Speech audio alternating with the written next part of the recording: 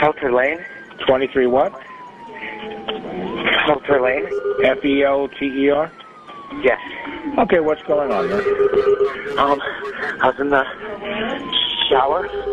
I heard gunshots, and I took my wife's shower. Emergency responders found her lifeless body in the master bedroom, just feet away from where her son sat watching television in another room. Brandy had been shot twice in the chest with a 9mm handgun, a detail that raised immediate suspicions.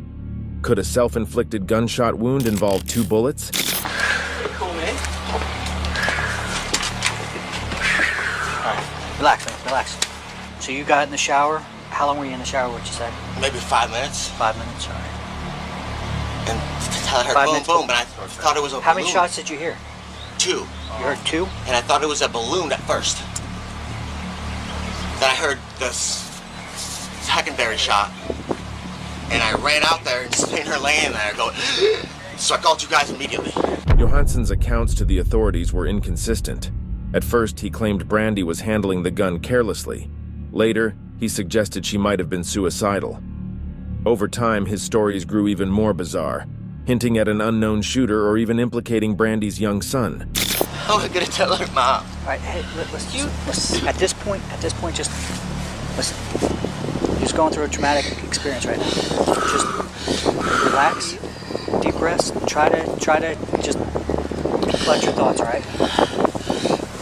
Listen, this is not something that you're going to be able to do like that, okay? Right. So just I don't want nobody in my family to ever have a gun again. Okay, Keith, you're just, right now you need to try as hard as There's you nothing can. nobody can say to me. I know, but... Keith's emotions seemed to be convincing friends and family around, but officers and detectives seemed to think otherwise.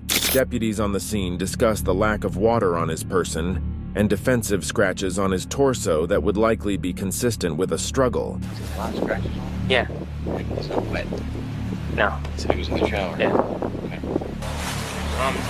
The only thing that thing is the shower is underneath his shirt. Under her shirt? Under his shirt. Where? The casing. It's like right at the foot of the bed to the But right. dude, he's got scratches and blood all over him. And he said that he was in the shower. He's not wet at all. As investigators dug deeper, the narrative began to unravel. Johansson's home was equipped with surveillance cameras, capturing footage of his interactions with Brandy. The night before her death, footage revealed hours of verbal abuse. Johansson demeaned and threatened Brandy relentlessly as she sobbed on the bed. It's only a matter of time. So much. You threatened to kill yourself.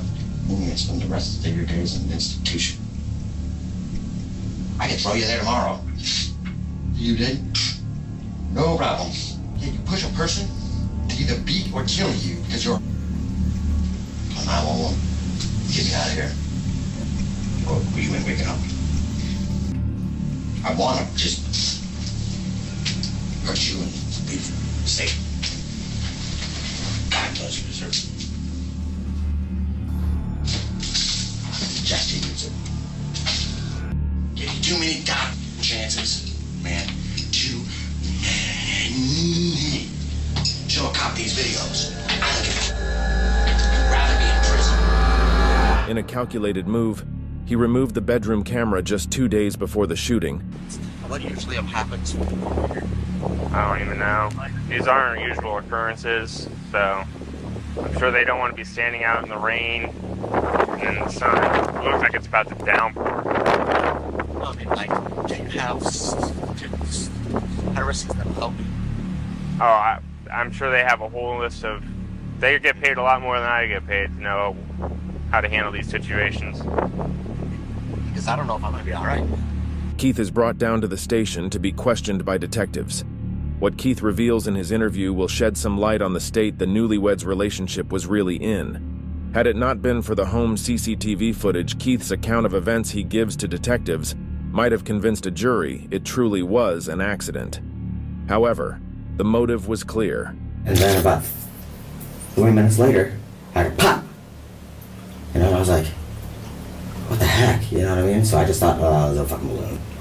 Then I heard a pop, pop.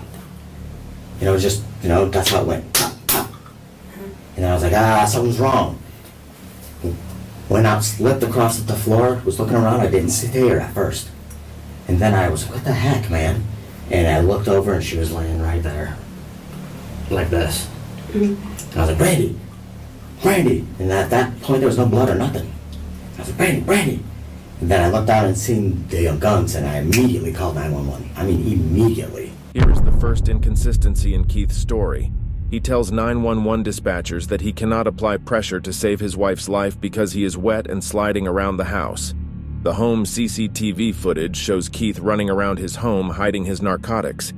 He pretends to talk to his wife over the phone with dispatchers when he wasn't even in the same room. He let her bleed out and die by herself. Oh, are you applying pressure to that wound? No, I can't reach her like that. I'm wet and I'm sliding on my floors. You can't apply pressure. I can't see it. Listen, I got wood floors and I'm sliding. I don't want to risk hurting her or possibly one of the guns going off too. Okay, but you can't reach down to her and apply pressure on the gunshot wound. No, I can't see it. No, I can't. Okay. There's too much stuff right here. What stuff like? Moves in. Okay, I understand that.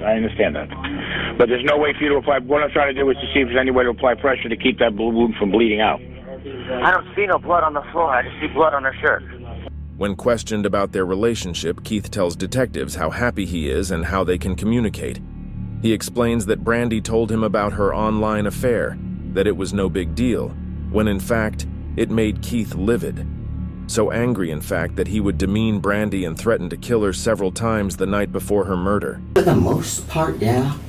She had this online thing, you know what I mean, that she admitted to.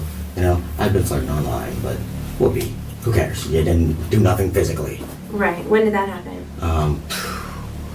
Last week, I'll say. Last week.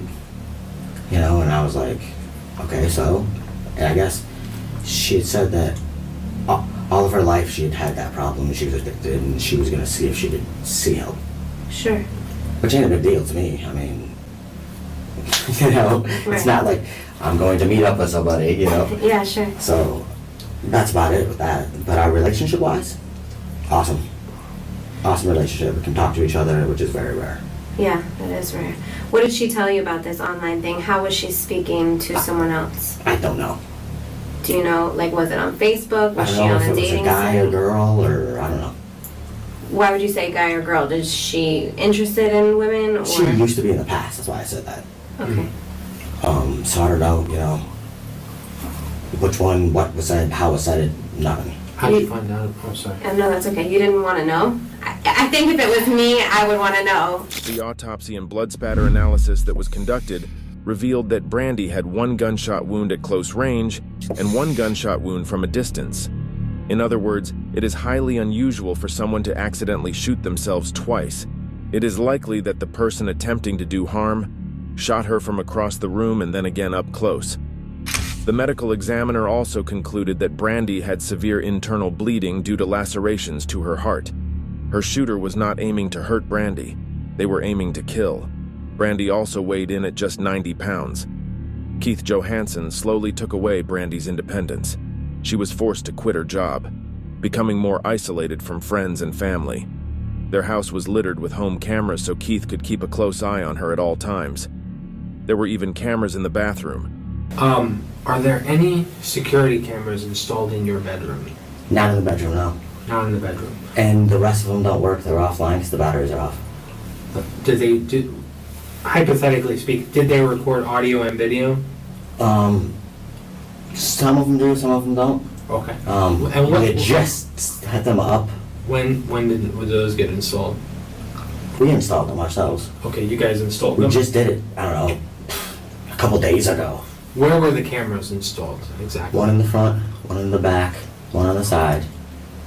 And this side's not, I haven't got one yet for that side. Okay. You told somebody, what service are you using? Is it cloud-based or what? I'm not even sure. They're so new.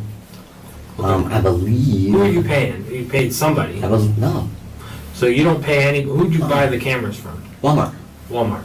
Do you know what brand they were? R something? Okay. And they were all like in And I the have- same package? It's And do you pay a well, subscription? 2 are wired and 1 wireless. Did you pay a subscription every month? Yes. Okay. And the prescription, I'm sorry, the It's a subscription- one-time kind of thing. One-time thing, and they get uploaded to a cloud, or they're in a hard I guess. Okay, so there's no like hard drive somewhere? No. Nothing. Okay. How do you work those cameras? Usually through a cell phone. Okay. And you had like an app on your phone or something like that? Yes. But we just got new phones. It is clear that Keith has an excuse for every reason why he wouldn't be able to provide the investigators with the video surveillance. Investigators pick up on this right away. Keith is clearly lying, and normally an innocent person would have no problems clearing their name as soon as suspicion arose. And you and your wife, I imagine, are the ones that know the password for that? Sure. Okay. So in your extensive gun career, I don't know about extensive, but... well, I mean, you're more familiar than she is. How often does it happen that somebody accidentally shoots themselves twice? I don't know if she was shot once or twice. I don't know. Well, you said it went off twice. Yes. I don't know. I don't know. If she dropped the other one, it happens. Sure. I've never heard of it being like that unless you drop it. Right. Heard of it being like what? I'm sorry. Like AMS fire.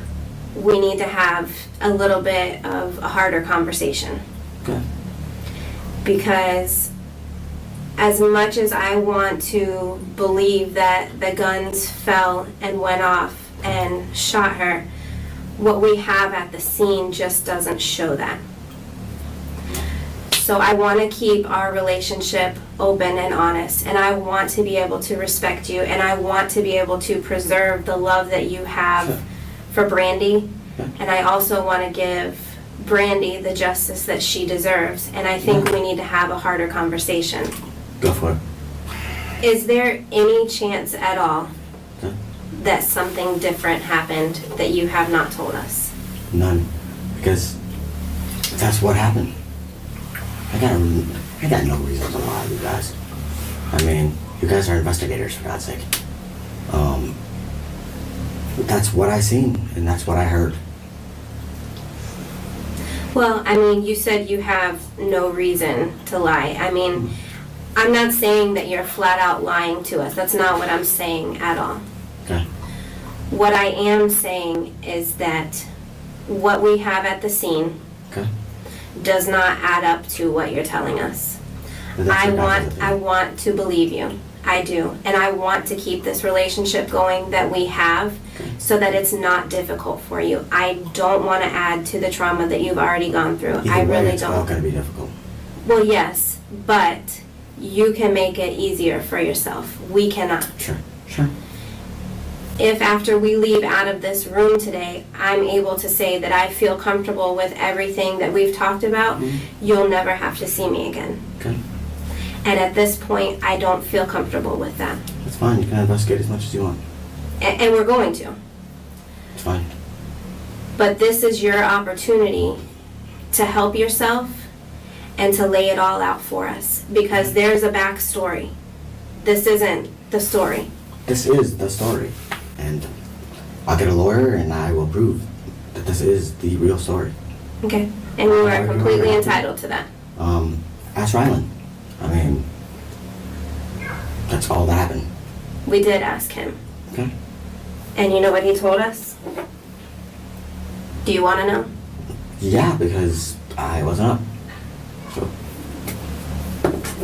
He told us that he heard his mom scream. I heard no screams. At all. None. Why would he make that up? Ask him. Is he a liar? He has been known to tell fibs, yes. Does he tell you on the regular that his mom screams in the bedroom? No. Has he ever told you that his mom screams and it was a lie? No, not screaming, but he lies about a bunch of other different things. You can ask his real father, and he'll tell you that too. So why on this date would he lie about his mom screaming in the bedroom? Notice how Keith's body language changes once investigators start to put on the pressure. You can hear his tone change and lack of storytelling like before. Investigators use the good cop, bad cop tactic to see if Keith will crack under pressure. You guys can try to pin whatever you want on me. She didn't scream. Listen, dude, nobody's trying to pin anything on you. I'm just telling you what I heard, man. That's it. What I heard, what I seen. I mean, if you're trying to pin something on me, why would I have called 911? You have a conscience. That's why. You love your wife. That's why. So why would... Shit happens in the heat of the moment. You're not a bad person. You're not a fucking monster. No. I would never do anything like that. Accidents happen. I feel kind of offended. I feel offended too, if we're gonna go to that level. I feel really offended that you guys can try to pin an accident on me. No. Oh, I thought that's what you were getting at with it. I was like, not at all. If an accident happened, we are more than willing to listen to that. But what I'm telling you is what you're conveying as the accident that happened isn't the accident that happened. If something else happened that was accidental, we could lay that out and I would be happy to listen to it. I am not saying that you're a murderer. I am not saying that you're a bad person, but what I am saying is with my training, my experience, and the crime scene, the accident that you're laying out isn't the one that happened. Well, that's what I seen. When I came up, that's what I seen. No, it's hard. It's very hard. I know it is. Okay. And, I can't tell you something that I don't know. I'm not gonna make up stuff. I just can't. Well, you can test me for gunpowder, go ahead. I don't care. Do whatever tests you need. I do not have nothing that I haven't told you. I haven't stepped out of my box and told you stuff. And that took a lot. In October of 2021, Keith Johansson was found guilty of murder in the first degree. It took the jury less than 3 hours to deliberate. What really drove the decision was the multiple times Keith changed his story, especially when he suggested that her 6-year-old son could have done it. The judge sentenced Keith to life in prison without parole,